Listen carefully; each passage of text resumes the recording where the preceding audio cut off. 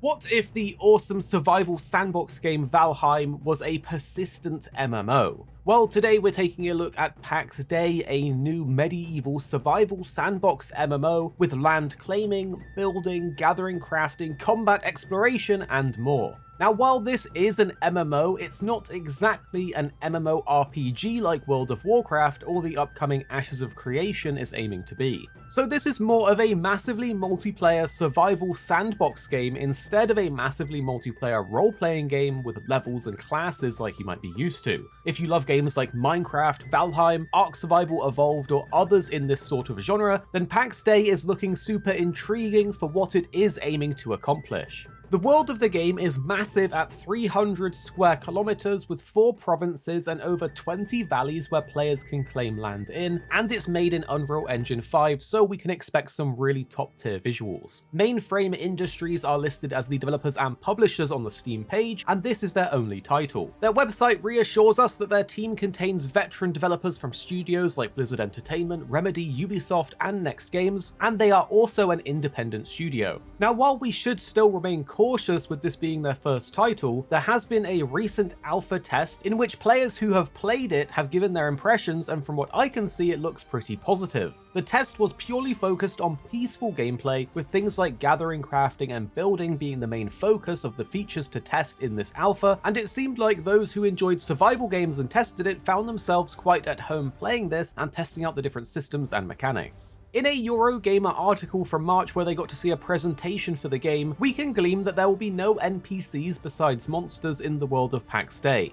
Settlements and villages are going to be player-made, and the economy will be player-led, with different groups focusing or specializing in different crafting or gathering aspects, leading to it being a social MMO as they're targeting, where players will create quests together. Basically, everything in the world will be produced by players. Your clan will need clothes, walls, food, weapons, and armor. Others may require tools to gather materials or craft, and with the game being a social sandbox MMO, it sounds perfect if you like the idea of being a go-to person in your area, your clan, your server, for crafting specific items or gathering specific materials, so you can really haggle your way into getting known in the game. But it's not all building and crafting. Monsters are a big focus too, with raids and dungeons set to be in the game. We will gain abilities for specific weapons based on how much we use those weapons, and magic will be present as well, seemingly through powerful gear items. So, weapons and gear will function more so as your class or role in the group, as opposed to picking a class when creating a character.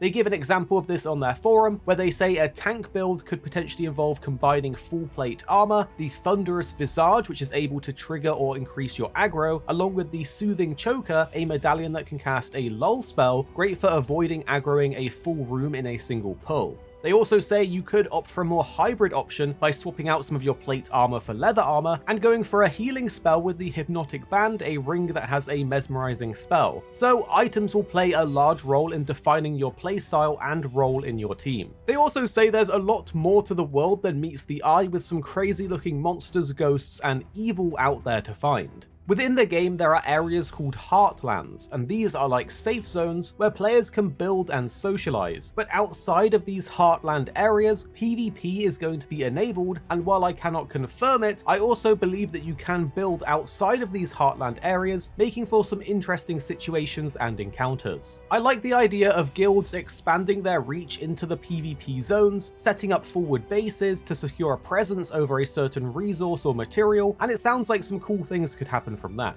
Meanwhile, for more casual, peaceful players, you can safely build your base in the Heartlands and then venture out without the risk of losing your base. And you really will want to adventure out because the world is massive and there's a lot to explore. There's meant to be mysteries to uncover about the ancient past of the world, which was supposedly abandoned by a once benevolent god, and now an evil is brewing and growing and expanding into the world, so we will encounter all manner of evil beings and monsters out there. Essentially, once you have a nice home base and some gear, your goal is to go exploring and searching for secrets and treasure and more to bring back to your clan if you can make it back.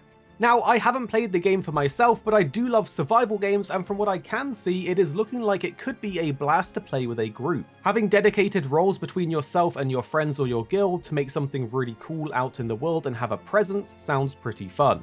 Think of the impact that the big guilds had in New World, except everything is made solely by the player. And with the fact that the world is far, far bigger, This does sound pretty interesting.